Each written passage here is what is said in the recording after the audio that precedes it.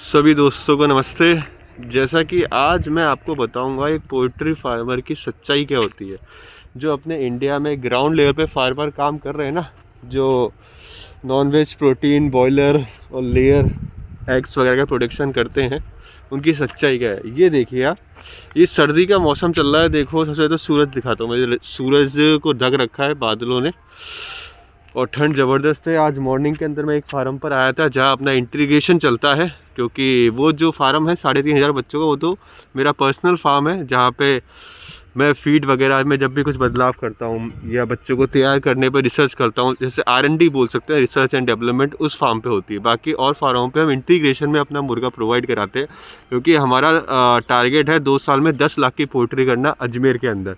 तो हम 1-2 जगह काम करेंगे तो वो संभव नहीं है। इसलिए जो फार्मरों के पास पैसा नहीं होता है भाई, वो बोलते हैं कि भाई साहब आओ मैं चूजा और दाना दे दो, हम आपको पाल के बड़ा कर देंगे। तो ऐसे फार्मरों को भी मैं दाना चूजा प्रोवाइड कराता हूँ अजमेर के अंदर, और वो फार्मर मुझे मुर्गा बड़ा करके मुझे दे देते हैं, और मैं उनको जो उनकी जो लेबर होती है, लेबर कॉस्ट वगैरह सब कुछ उसे प्रोवाइड कराता हूँ। इसको अपन इंटीग्रेशन प्रोसेस करते हैं। बड़ी बड़ी कंपनियाँ ऐसे इंटीग्रेशन करती है पूरे इंडिया के अंदर, और काफ़ी बड़े लेवल पे करोड़ों मुर्गों का प्रोडक्शन करती है। अब आप ये देखिए, ये त्रिपाल फटा हुआ है।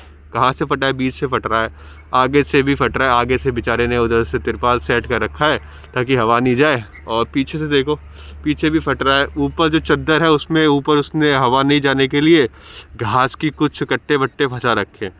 तो आप खुद देखिए कि बेचारा किस तरह से ये सर्दी के दिन निकालने की कोशिश कर रहा है ताकि इसके पैसे नहीं लगे, और इसी तिरपाल में इसका काम चल जाए, 2 महीने इसके निकल जाए, ताकि जब आने वाली गर्मी होगी तो उसमें इतने ज़्यादा तिरपाल की ज़रूरत नहीं पड़ती है, और इसका 1 साल कट जाएगा कैसे भी करके। है इतनी बचत थोड़ी ना है फार्मिंग लाइन के अंदर। जो लोग कहते हैं कि मुर्गा इंजेक्शन पे तैयार होता है, उनसे मेरा ये सवाल है कि एक बॉयलर, जैसे कि एक 4,000 बर्ड का फार्म होता है ना, अगर बॉयलर 1200 ग्राम का है और उसमें अगर आपको एंटीबायोटिक लगानी है, मैं इंजेक्शन की बात नहीं कर रहा, अब लोगों को तो बहुत कुछ बोलते हैं इंजेक्शन लगाने से मुर्गा बड़ा होता है या अंडे आते हैं। मैं एक सिंपल सा आपको एग्जांपल देने की समझाने की कोशिश करूंगा कि एक एंटीबायोटिक अपन जब लगाते हैं ना, जब बच्चे को जुकाम होता है, भाई इंसानों को भी जब की तबीयत ख़राब होती है तो उनको भी अपने को एंटीबायोटिक लगाना होता है, ताकि उसका जगह जुकाम ख़त्म नहीं हो रहा है या बुखार कट नहीं रहा, तो पर उसमें एंटीबायोटिक लगाते हैं। तो एक बॉयलर जो 1200 ग्राम का होता है और 4,000 बच्चों का फार्म है, तो उस पर एंटीबायोटिक लगाने का कम से कम 20,000 रुपये खर्चा आता है एक बैच के। अगर डबल शॉट लगाते हैं ना अपन इंजेक्शन, ठीक है। अब ये फार्मर के पास 5,000 रुपये नहीं है तिरपाल सिलवाने के, जो बेचारा सर्दी में तिरपाल सिलवा देगा, तो क्या वो 20,000 रुपये का इंजेक्शन लगवा सकता है, एंटीबायोटिक लगवा सकता है? क्या आप इस बात को समझ पा रहे हो जो मैं समझा जा रहा हूँ? 20,000 रुपये का खर्चा है एंटीबायोटिक लगवाने का। जिसके पास 5,000 रुपये नहीं है तिरपाल सिलवाने के, तिरपाल बनवाने के, वो 20,000 का एंटीबायोटिक लगवा देगा? नहीं लगवाएगा वो। जैसे इंसानों को सही तबीयत करने के जब जुकाम होता है तो कफ सिरप वगैरह पिलाया जाता है, तो ऐसे ही मुर्गों का जब जुकाम होता है तो हम कफ सिरप पिलाते हैं। कफ सिरप से भी अगर बच्चा सही नहीं होता है तब एंटीबायोटिक के बारे में सोचा जाता है, नहीं तो ज़्यादातर टाइम तो यही होता है कि कफ सिरप से ही हमारा काम हो जाता है। तो हम एंटीबायोटिक लेके ही जाते हैं, क्योंकि कोई भी फार्मर हो या कोई भी कंपनी हो, वो कभी नहीं चाहेगा कि बच्चे में एंटीबायोटिक लगे, क्योंकि एंटीबायोटिक का खर्चा बहुत ज़्यादा होता है, और पोल्ट्री इंडस्ट्री में इतना ज़्यादा कंपटीशन है कि अगर आप एंटीबायोटिक लगाओगे तो आपको कुछ बचेगा नहीं। इसलिए अगर कोई फार्मर एंटीबायोटिक लगा भी लेता है तो 1-2 फ्लॉक ही निकाल पाता है, 1-2 फ्लॉक के बाद वो फार्म बंद कर देता है, क्योंकि सच में इतनी कोई इनकम नहीं है इसके अंदर। अगर बच्चा आप बिल्कुल सही तरह से स्टार्टिंग से पाल रहे हो और लास्ट तक बिल्कुल सही तरह से पानी और दाने पे ही पलाए, तो वो आपको कमाई दे के जाएगा। अगर बीच के अंदर वो एंटीबायोटिक पे हो गया, बीमार हो गया, या XYZ कोई भी दिक्कत आ गई, और उसमें अगर आपने कॉस्टिंग ज़्यादा बढ़ा दी ना, तो कुछ बचत नहीं आएगी। इसलिए आप सब एक बात सोचो इस बारे में जो मैंने बोला है, कि आपको लगता है एक गरीब फार्मर जिसके पास आज की तारीख में तिरपाल सिलवाने के पैसे नहीं है, वो एंटीबायोटिक पे 20,000 रुपये या 25,000 रुपये खर्च कर देगा?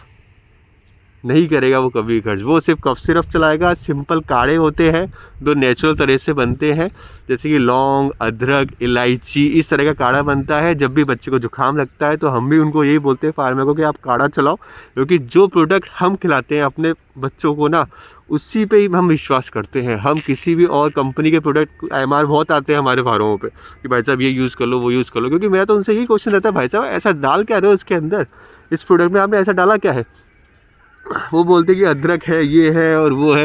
मैं कहा भाई साहब ये तो हम वैसे ही बना लेते हैं, हमारे जितने फार्मर हैं अजमेर के सब समझदार हैं, उनको सब बनाना आता है ये सब चीज़। तो हम काहे को आपका इतना महंगा प्रोडक्ट यूज़ करें जब कम रेटों में हम खुद तैयार कर सकते हैं। इसलिए ग्राउंड लेवल पे जो भारत के जितने भी फार्मर हैं उनकी सच्चाई यही है कि जब भी बच्चा बीमार होता है उसको देसी तरह से इलाज करके ट्रीटमेंट करा जाता है, कोई महंगी दवाइयों का ट्रीटमेंट नहीं कराया जाता है, क्योंकि इन फार्मरों को बच्चा तैयार करने के साथ साथ पैसा भी बचाना होता है। इसलिए कोई एंटीबायोटिक नहीं लगाते हैं ज़्यादा फार्मर, और ना ही कोई वो कहते हैं ना ग्रोथ हार्मोन। अरे ग्रोथ हार्मोन कहाँ से लोगे, कितने महंगे महंगे ग्रोथ हार्मोन आते हैं, ऐसे सस्ते आते हैं ग्रोथ हार्मोन है। और कितने हार्मोन दे दोगे, मंडी जब 70 रुपये आ जाएगी तो ग्रोथ हार्मोन का पैसा निकालोगे या मार्जिन मनी निकालोगे, या 2 पैसा कमाओगे, या ऐसा फार्म के तिरपाल सिलवाओगे, बताओ मेरे को आप।